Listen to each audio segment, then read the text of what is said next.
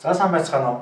Өнөөдөр бид одон орон зурхаан талаар ярилцсан. Одон орон зурхаа гэж яг юу вэ гэдэг ойлголтыг маш товчхон та бүхэнд танилцуулъя. Тэгэхээр одон орон зурхаа гэдэг бол энэ гаригс ертөнцийн гаригс цаашаа од гаригс тийм үү? Нар, сар тэдний нөлөөллийг тайлбарладаг судалдаг нэг салбар. Одон орон судлаач гэдэг хүн бол одон орон зурхаач гэдэг хүн бол тэр нөлөөллийг орчуулж өгдөг, тайлбарлаж өгдөг хүн. Би бол одоо бас залуу хүн. Яг бас тэр нэг уулын оргил болох одон орны зурхаач гэдэг тэр төвшөнд бол залуу болохоор арай бас амжаагүй байна. Судалж яваа. Цаг хугацаа бас хэрэгтэй. Гэвч сурсан зүйлч их бий. Тэгэхээр одон орон гаригсыг орчуулж өгдөг хүмүүс байдаг. Яг энэ салбарыг бол бас бүх хүмүүс бас нэг ойлгоод байхгүй. Нэг ангид математикийн хичээл заа, тийм үү? Эсвэл хөгжмийн хичээл заа, гитар яаж тоглох тухай зааж өгье гэхэд бол тэнцэнээс нь яг нэг авьяаста хитэн тоогоор сайн байх, зарим нь тоо бодож чадахгүй ч байд юм уу? Химийн хичээл заахад зарим нь хиймдээ сайн байх, зарим нь хиймдээ муу байдаг та яг адилхан энийг ойлгодог хүмүүс бас байдаг. Гэтэ ховор. Ялангуяа яг энэний бүр төлөө тийм бүр төрцөн хүмүүс нэг бүр их тийм ховор байж идэг. Тийм салбар. Тэгэхээр бас энийг болж өгөө сайн бодож ойлгох хэрэгтэй. Тийм өнгөцөх бас салбар шихгүй. Тийм эртний бас нэг мэдлэг. Тэгэхээр одон оронд бол нөлөөлөл судалдаг гэлээ. Тэгэхээр энэ дэр маш их олон судалгаанаар байдаг. Жишээ нь барууны оронд Оросд ч бас байдیں۔ Тэргэл сартаа шин. Тийм үү? Тэргэл сартаа шин бол хүний сэтгэлийн хөдөлгөөнийг маш өндөр түвшинд очиж өгдөг. Яг бол сар тэргэл сарнаар сэтгэлийн хөдөлгөөн нь их өндөр болдог хүн өөрөө. Заримдаа нохоо тэргэл сар руу хараад хуцдаг шүү дээ. Яг тэрнтэй адилхан хүнд бас тэгж нөлөөлдөг. Шин сарч бас нөлөөлнө. Тэгэхээр замын цагдаач байд юм цагдаагийн төвийн эмнэлэг дээр ч юм уу статистик юм барууны статистик харахад маш өндөр байдаг. Тухайн тэр өдөр тэргэл сартаа шин илүү нэмэлт цагдаа эсвэл нэмэлт эмч гаргасан байдаг. Манай Монгол улс ч гэсэн яг энэ сар болгоны тэргэл сартаа өдөр цагдаагийн байгууллага дээр юм уу эсвэл эмнэлгийн байгууллага дээр ч юм уу дүр шинжилгээ хийж болно. Тухайн өдөр хүний сэтгэлийн хөдөлгөөн өндөр болохоор гэмт хэрэг элдвийн янзын зүйл хамаагүй өндөр болчтой. Тэгэхээр хэрвээ сар биднэрт нөлөөлж байгаа бол бусад гарагц бас нөлөөлдөг байх нь гэсэн асуудал гарч ирээд судлах бас тэг нэмэр тийм үү шалтгаан бий болж байгаа. Тэгэхээр одон орон зурхаанд бол маш олон төрлийн үлгэр домгод байдаг. Жишээ нь Ромын эзэнт гүрний үлгэр домог байдаг. Грекийнх байдаг. Египтийнх байдаг. Бабилоных байдаг. Майянгийнх байдаг. Энэтхийнх байдаг. Хятадынх байдаг. Их олон төрлийнх байдаг.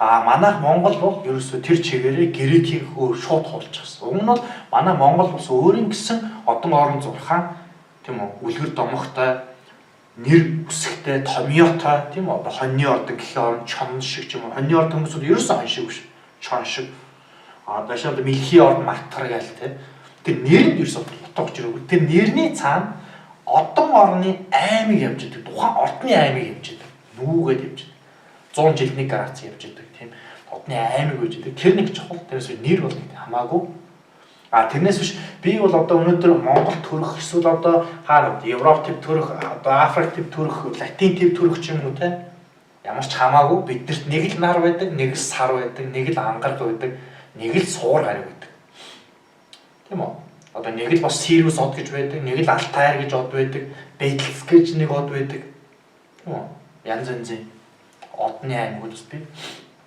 Тэгэхээр энэ бол ерөөсөө нэг юм байна. Манай монголчуудад маань яг тийм вирус суулгачихсан юм шиг байна. Наадах чинь өрний зурхаа байна. Гэхдээ бид грекийн онолыг хуулцсан болохоос биш. Энэ бол одон орон зурхаа юм. Одон орны нөлөөлөл бол нэг л адилхан л гаригс болдны өөр гэсэн нөлөөлөлтэй тийм юм. Зүгээр одон орны зурхааг бид нар хэрвээ мэдэх бол сайн мэдэх ёстой. Тэгэхгүй бол манай улсд бол их тийм хүнд байдалтай байна. Яг энэ одон орны зурхаан тал дээр бол Одоо та бүхэн хэрвээ Facebook руу орох юм бол зүгээр ингээд кириллээр хомх ч юм уу те эсвэл одоо юу гэдэг охин ч юм уу ингээд зүгээр кириллсээр бичээд ингээд Facebook дээр ороход маш олон групп, зарим групп нь 6,000, 7,000 зарим эсвэл пэйж нэр байдаг. Нэг пэйж нь бараг 30,000 хүнтэй. Одоо шинэ хомхын ордны пэйж дотроо 30, охины ордод 27,000 гэдэг. Тэг чи бараг 400,000 хүмүүсийн амьдрал явж байна. Нэг одоо бүгдийг нийлүүлээд. Тэгэхээр би бас анзаарлаа л та. Тэгэхээр өдөр болгоных нь бас зурхааг нь гаргаж өгч тэрийг уншлаа. Энэ одоо ингээд судлаач хүний зүгээс харахад бол хүний яг өөрөө чинь таны төрсөн он, сар, өдөр, цаг, минутаа мэдэхгүй бол тийм их хүмүүсүүдийг одоо хомхын ордонд 30,000 хүн тийм үү өөрийнхөө өдрийнхөө зурхаагаа уншаад амьдралаа даатгаа явж ийн гэдэг бол одоо маш харамсалтай. Тийм үү? Яг тухайн хүмүүс юу ч мэдэхгүй байгаа юм шүү дээ. Тэгээд энэ хүмүүсийн одоо админуудтай би бас нэг мессеж өчлээ. Та бүхэн одоо энийгээ бас тайлбарлаж тийм үү ингээд эн чинь таны цаг минут одоо маш чухал байд юм аа гэдэг ийм мэдээлэл оруулах гэхлээр бол зөвшөөрөхгүй. Учир нь гэхлээр бол энэ 30,000 хүний дээр Facebook-нд байгаа тэр дээдлэн байгаа одоо тэр зураг байд юм уу тэрэн дээр зар сурчлагаа оруулчихсан. Тэр зар сурчлагаа оруулахдаа тийм үү нэг өдөр болгоныг элдв янзын хачин юм оруулаад хүмүүс тэрэнд нь итгээд хүмүүс нэгдэх тусам тэр дээр байгаа зар сурчлагын үнэн нэмэгддэг ийм мөнгөний байгаад байна. Тийм үү тэг хамгийн харамсалтай залуучууд маань тэр одоо юм уу тэр өдрийнхөө тэр зурхаа гэдэг зүйлээ уншаад тэрэнд амьдралаа даатгаад байна. Тэр чих нарийн юм байдаг. Одоо энэ талаар мэдэх бол тэр нараа өөрсдийнхөө одоо юунд орд гараг дээр байгаа одоо уншинаж нэг тийм одоо мөн энэс гадна бас их олон аппликейшн байгаад байна. Одоо apps гэж байдаг. Өдөр болгон одоо зурхаа гаргаж ирдэг. Цааталтаа нэг нөхөр нэг хачин үлгэр зохиож өгөөл сууж идэг. Тэгэл нэг аппликейшнд цаашаа борлогдол энэ бизнес нэг халтар цаасны болцоход байна. Тийм болохоор одоо энэ үзэж байгаа хүмүүс маань энэ талаар сайн бодох хэрэгтэй болчиход байж байна. Миний хувьд бол надад бол ямар нэгэн тийм одоо сонирхол алга зүгээр зөв бодолтой энийгээ мэдэж авчихагаасаа тийм үү. Та өдрийнхөө битгэл 7 хоног сарынхаа зурхааг ч унших ямар ч хэрэггүй. Яагаад гэвэл таны төрж байгаа цаг мөч тийм үү. Би одоо хэлээд байгаа 90 оны хэд 9 сарын 1-нд та төрлөө л 5 цагт.